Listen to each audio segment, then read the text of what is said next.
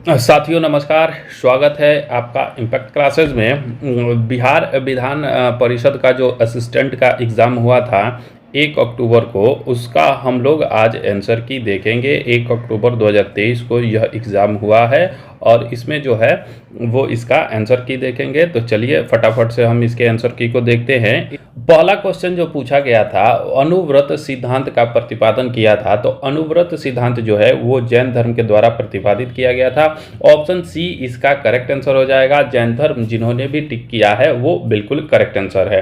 Next अगला question देखते हैं। दूसरा जो क्वेश्चन पूछा गया था फ्रेंड्स, दूसरा क्वेश्चन था, निम्नलिखित प्राचीन भारतीय अभिलेखों में से कौन से एक खाद्यान्न आदेश को देश में संकट काल में उपयोग हेतु सुरक्षित रखने के बारे में प्राचीनतम शाही आदेश है। तो यह जो है वो खाद्यान्न को संकट काल में उपयोग हेतु सुरक्षित रखने का जो शाही आदेश है वो सहगौरा ताम्रपर आदेश है। ऑप्शन ए इसका करेक्ट आंसर हो जाएगा। तीसरा जो क्वेश्चन था, भगवान बुद्ध की प्रतिमा कभी कभी एक हस्त मुद्रा युक्त दिखाई गई है जिसमें भूमि स्पर्श मुद्रा कहा जाता है। यह किसका प्रतीक है? तो भूमि स्पर्श मुद्रा की हम लोग बात करें तो यह जो है वो मार पर दृष्टि रखने एवं अपने ध्यान में विघ्न डालने से मार को रोकने के लिए बुद्ध का धरती का आह्वान है, और मार के प्रलोभनों के बावजूद अपनी शुचिता और शुद्धता का साक्षी होने के लिए बुद्ध का धरती का आह्वान है।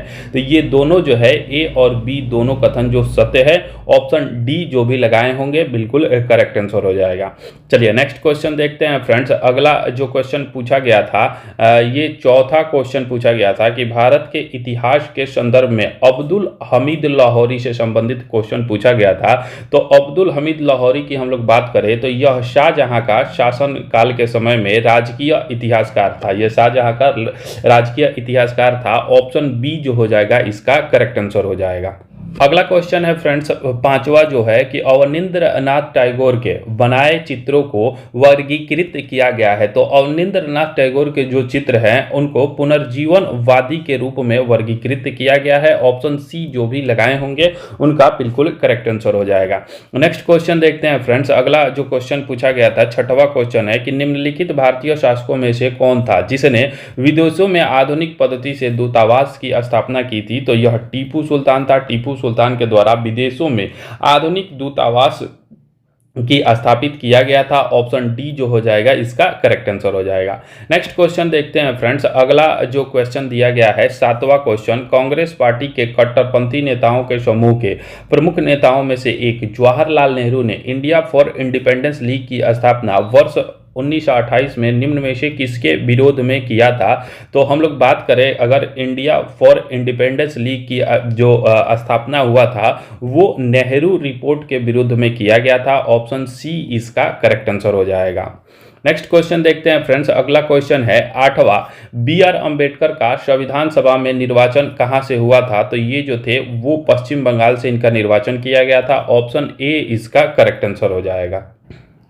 नेक्स्ट क्वेश्चन है फ्रेंड्स, नौवां, बिहार के किस वकील ने असहयोग आंदोलन के समय अपनी लाभप्रद वकालत छोड़ दी थी? तो ये जो थे वो राजेंद्र प्रसाद थे। ऑप्शन बी इसका करेक्ट आंसर हो जाएगा। ये क्वेश्चन जो है वो बीपीएससी के PYQ प्रीवियस ईयर क्वेश्चन से लिया गया है। ऑप्शन बी इसका करेक्ट आंसर हो जाएगा।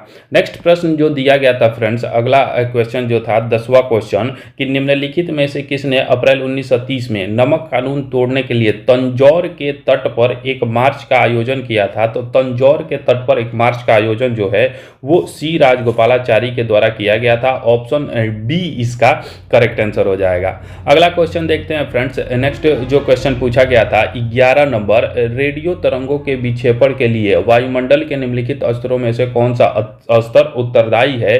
तो रेडियो तरंगों का जो विक्षेपण है वो वायुमंडल के स्तर आयन मंडल से होता है। ऑप्शन डी इसका करेक्ट आंसर हो जाएगा।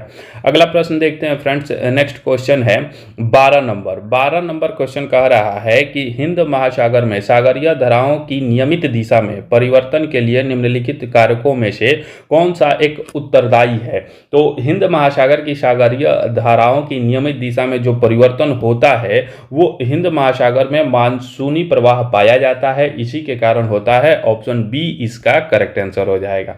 13 नंबर प्रश्न कह रहा है कि भूकंपीय तरंगों के बारे में निम्नलिखित में से कौन सा कथन सही नहीं है। तो भूकंपीय तरंगों की हम लोग बात करें तो पी तरंगे तीव्र गति से चलती है और धरातल पर सबसे पहले पहुंचती है, बिल्कुल सही है। पी तरंगे गैस तरल ठोस पदार्थों से होकर गमन करती है, ये भी सही है।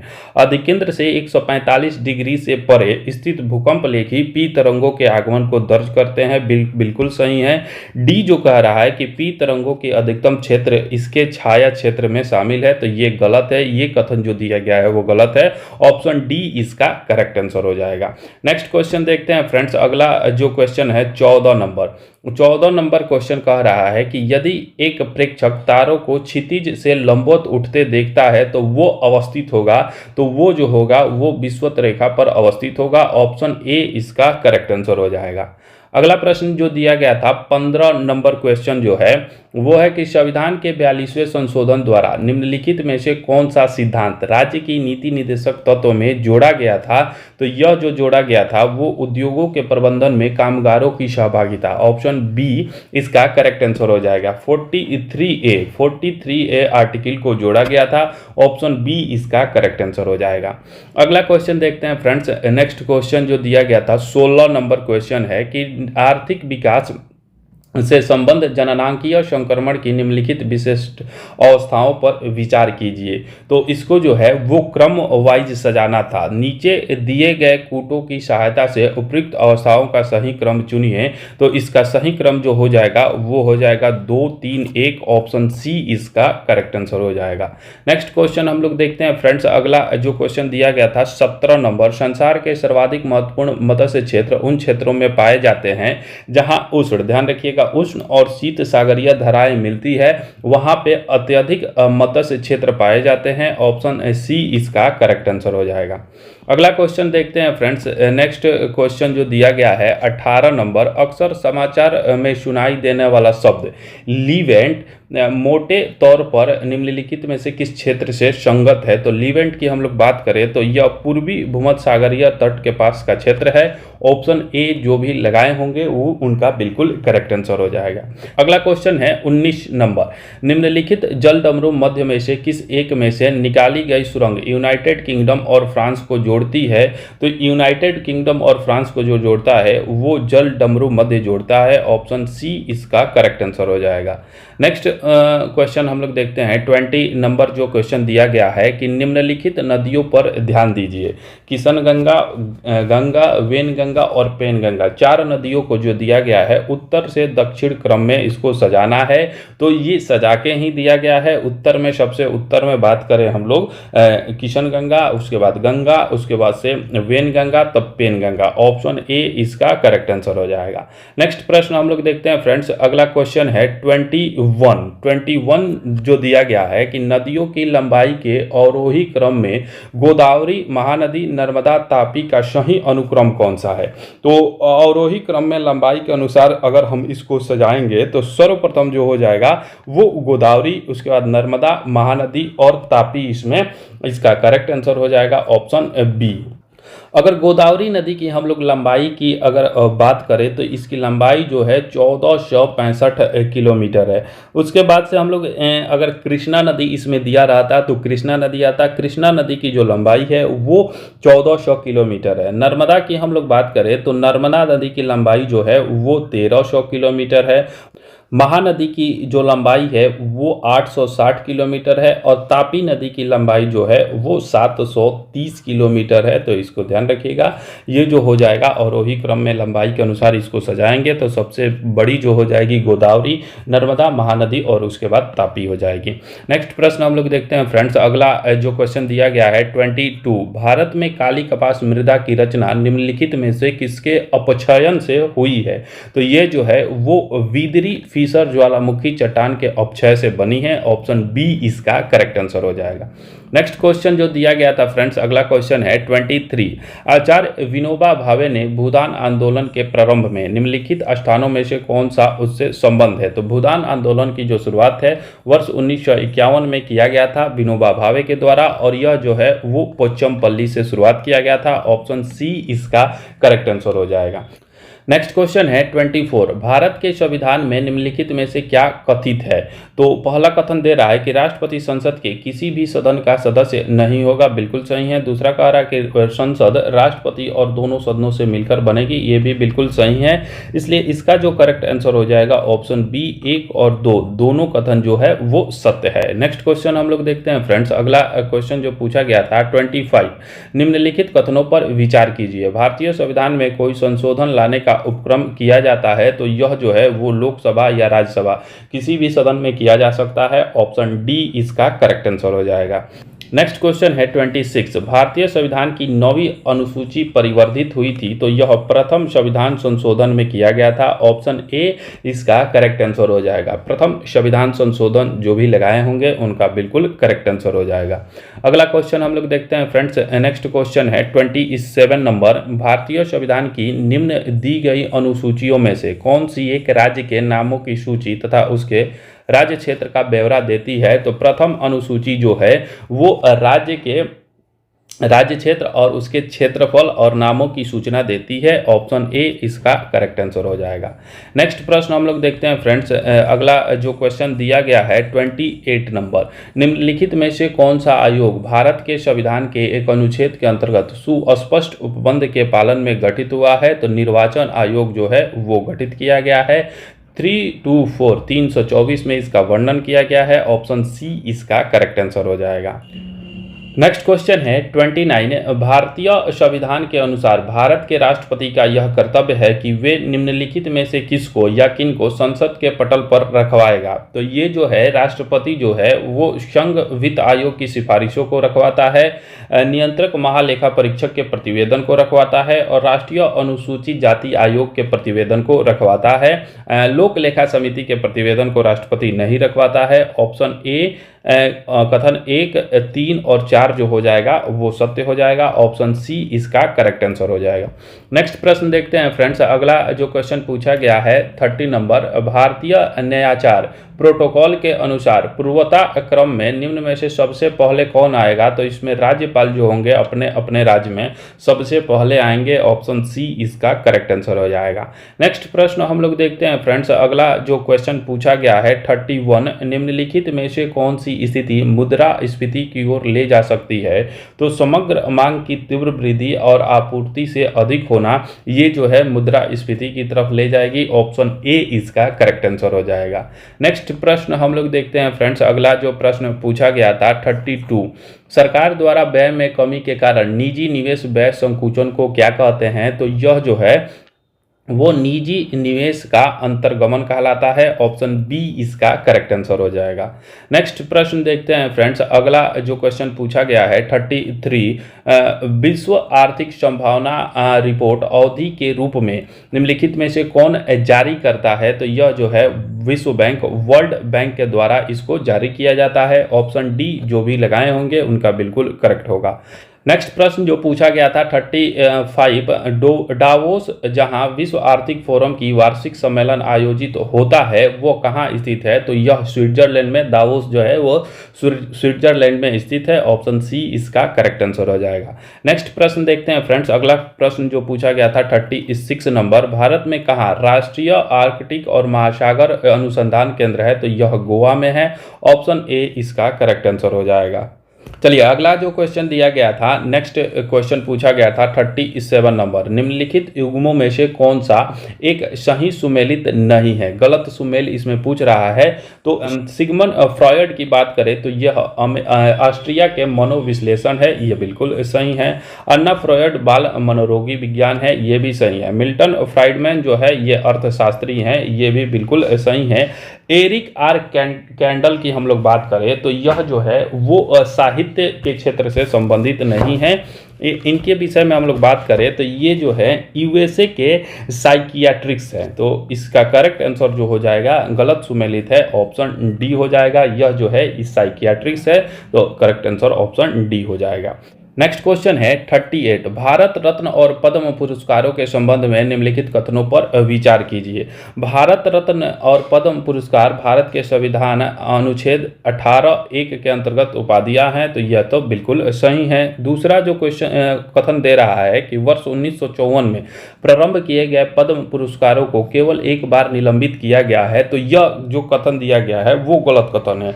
पद्म पुरस्कारों की हम लोग बात करें तो यह 4 बार निलंबित हो चुका है, जिसमें सर्वप्रथम इसे 1978 में निलंबित किया गया था, उसके बाद से 1979 में, फिर 93 में निलंबित किया गया और फिर 97 में, तो यह 4 बार निलंबित किया जा चुका है। और तीसरा जो कथन दे रहा है कि किसी वर्ष विशेष में भारत रत्न पुरस्कारों की अधिकतम संख्या 5 तक सीमित है, तो ये भी कथन गलत है। अधिकतम अभी तक 3 लोगों को ही एक साथ एक वर्ष में जो है वो भारत रत्न पुरस्कार दिया गया है।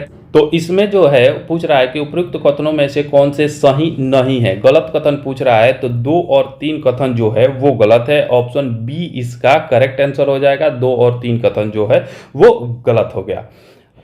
नेक्स्ट क्वेश्चन है 39, वर्ष 2011 की जनगणना के अनुसार भारत के किस राज्य की आबादी का घनत्व सबसे ज़्यादा है, तो यह बिहार में सर्वाधिक घनत्व है, 1106 इसका घनत्व है, तो ऑप्शन डी इसका करेक्ट आंसर हो जाएगा। नेक्स्ट क्वेश्चन है 40, 2023 में 57वां ज्ञानपीठ पुरस्कार किसे दिया गया है, तो यह नीलमणि फुकन को दिया गया है। असमिया कवि हैं ये नीलमणि फुकन, इनको दिया गया है। ऑप्शन सी जो भी लगाए होंगे उनका बिल्कुल करेक्ट आंसर हो जाएगा। नेक्स्ट क्वेश्चन है 41, निम्नलिखित कथनों पर विचार कीजिए। डीएनए बार कोडिंग किसका उपसाधन हो सकता है, तो डीएनए बार कोडिंग की हम लोग बात करें तो यह जो है वो समान दिखने वाली प्रजातियों के बीच भिन्नता जानने के लिए और प्रसंस्कृत खाद्य पदार्थों में वांछित प्राणी या पादप सामग्री को पहचानने के लिए, तो इसका करेक्ट आंसर जो हो जाएगा ऑप्शन डी हो जाएगा। 2 और 3 जो कथन है यह सही है और पहला कथन जो दिया गया है वो गलत है। ये जो क्वेश्चन है वो 2022 में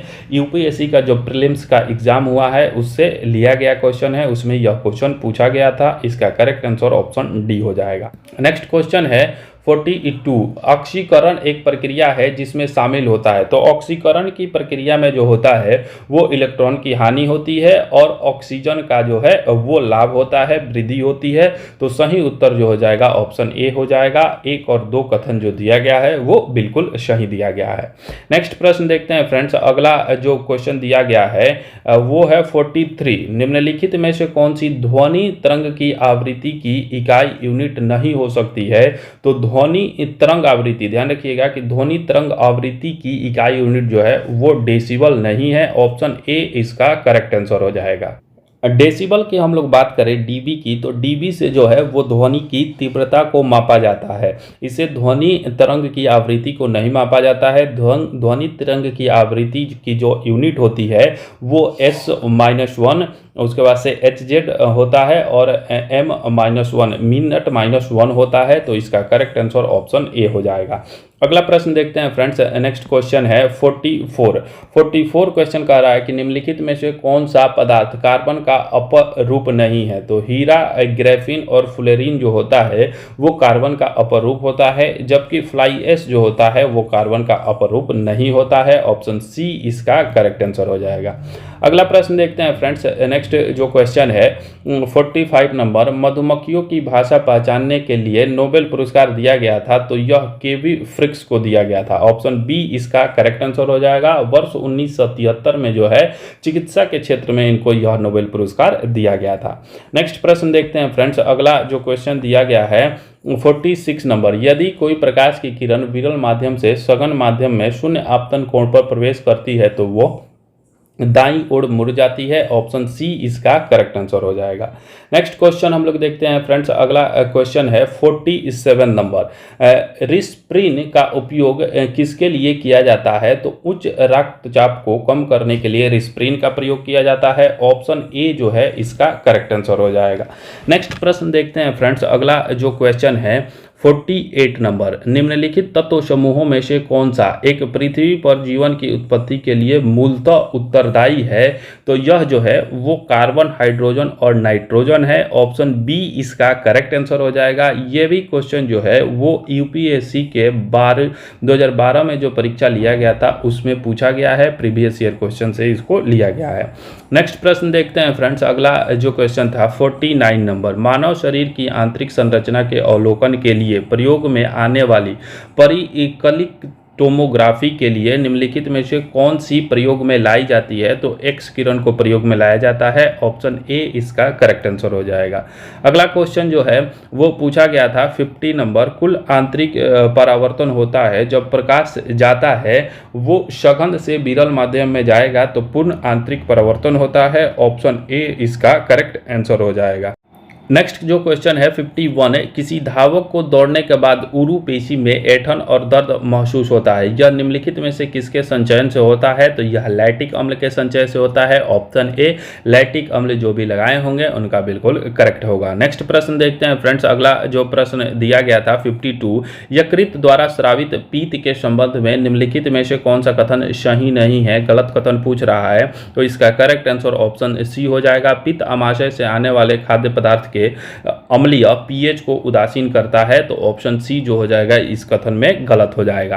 नेक्स्ट क्वेश्चन देखते हैं फ्रेंड्स। अगला क्वेश्चन दिया गया है 53 नंबर। 53 क्वेश्चन की हम लोग बात करें तो यह कह रहा है कि सामान्य मनुष्य का रक्तदाब 120/80 mmHg होता है। ये संख्याएं रक्तदाब को दर्शाती है, तो ये जो है वो क्रमशः नीले संकुचन और नीले विश्रांति को दर्शाती है। ऑप्शन ए इसका करेक्ट आंसर हो जाएगा।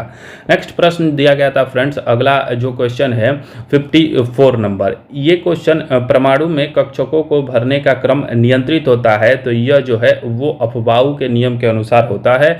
ऑप्शन ए इसका करेक्ट आंसर हो जाएगा।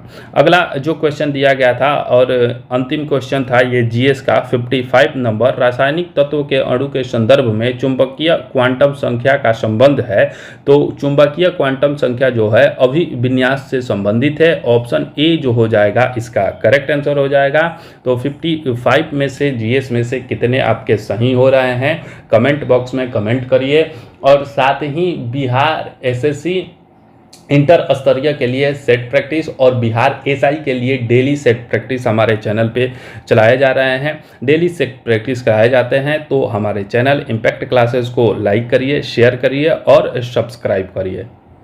चलिए नेक्स्ट अब हम लोग मैथ और रीजनिंग के क्वेश्चन देखते हैं। सबसे पहले हम लोग रीजनिंग को देखेंगे और उसके बाद से हम लोग मैथ के क्वेश्चन को भी सॉल्व करेंगे। तो इसमें जो है मैं सिर्फ आपको आंसर बता दे रहा हूं, और अगर आप लोगों को लगेगा कि पूरा वीडियो चाहिए फुल डिस्क्रिप्शन के साथ तो कमेंट करिए, उसका भी वीडियो बना दिया जाएगा। तो चलिए देखते हैं। पहला क्वेश्चन जो है रीजनिंग का पहला क्वेश्चन जो था वो 71 नंबर क्वेश्चन था, इसका करेक्ट आंसर हो जाएगा ऑप्शन सी। अगला क्वेश्चन जो है 72 का करेक्ट आंसर हो जाएगा ऑप्शन बी। नेक्स्ट प्रश्न देखते हैं। अगला जो प्रश्न है 73 का करेक्ट आंसर हो जाएगा ऑप्शन ए, TDJRMN इसका करेक्ट आंसर हो जाएगा। अगला क्वेश्चन है 74 का करेक्ट आंसर ऑप्शन डी हो जाएगा। नेक्स्ट प्रश्न देखते हैं फ्रेंड्स। अगला जो क्वेश्चन है 75 का करेक्ट आंसर हम लोग देखें तो इसका करेक्ट आंसर सी हो जाएगा। XDERJ इसका करेक्ट आंसर हो जाएगा। चलिए नेक्स्ट हम लोग देखते हैं 76 नंबर। 76 का जो करेक्ट आंसर हो जाएगा वो हो जाएगा ऑप्शन डी, ई इसका करेक्ट आंसर हो जाएगा। जितने भी लोग ई लगाए होंगे उनका बिल्कुल करेक्ट होगा। अगला प्रश्न जो था 77 नंबर, 77 का करेक्ट आंसर ऑप्शन सी हो जाएगा। 78 का करेक्ट आंसर हम लोग देखें तो समूह में कितने पुरुष सदस्य हैं, तो 4 पुरुष सदस्य हैं। ऑप्शन डी इसका करेक्ट आंसर हो जाएगा। अगला क्वेश्चन हम लोग देखते हैं। अगला जो क्वेश्चन है 79 का करेक्ट आंसर जो हो जाएगा ऑप्शन सी हो जाएगा, बेटा इसका करेक्ट आंसर हो जाएगा। 80 का करेक्ट आंसर पूछ रहा है कि निम्नलिखित में से भाइयों का समूह कौन सा है। तो भाइयों का समूह जो है वो ABF है, ऑप्शन ए इसका करेक्ट आंसर हो जाएगा। नेक्स्ट प्रश्न जो देखते हैं हम लोग 81 से 85 तक, उसके लिए निर्देश दिया गया है। तो चलिए इसको हम लोग फटाफट से आंसर को देख लेते हैं। 81 का आंसर जो हो जाएगा करेक्ट आंसर ऑप्शन सी 97 इसका करेक्ट आंसर हो जाएगा, या फिर एक तरीके से देखें तो इसका बी भी हो जाएगा 82। इसमें जो है वो 3 में 7 21 में अगर 7 से भाग देंगे तो 3 आएगा, और इसमें जो है वो 7 से भाग दिया जाएगा तो 82 आएगा। और इसके जो क्रम संख्या को पदक्रम को जोड़ेंगे तो इसमें जो है 2 1 जोड़ेंगे तो 3 हो जाएगा, और 5 7 4 को जोड़ेंगे तो 16 हो जाएगा, और 9 7 को जोड़ेंगे तो ये भी 16 हो जाएगा। तो सी और बी दोनों में से कोई इसका आंसर हो सकता है। 82 का करेक्ट आंसर ऑप्शन डी हो जाएगा, 83 का करेक्ट आंसर ऑप्शन बी हो जाएगा। नेक्स्ट जो प्रश्न हम लोग देखते हैं 84 का करेक्ट आंसर जो हो जाएगा वो 465 भी हो जाएगा, और 312 दोनों में से कोई दोनों आंसर आ रहा है। इसका जैसे ये 3 दिया है, 3 4 2 हो गया है, तो वैसे ही 5 और उसके बाद से 6 और उसके बाद से 4 इसका हो जाएगा। और फिर अगर 3 का हम लोग पावर 5 करके निकालें तो 243 आएगा, वैसे ही 5 का हम लोग पावर 5 करेंगे तो यह 3125 आएगा। तो डी और बी दोनों इसमें से करेक्ट हो सकता है। नेक्स्ट 85 का जो करेक्ट आंसर हो जाएगा वो हो जाएगा बी, ऑप्शन बी जो हो जाएगा इसका करेक्ट आंसर हो जाएगा।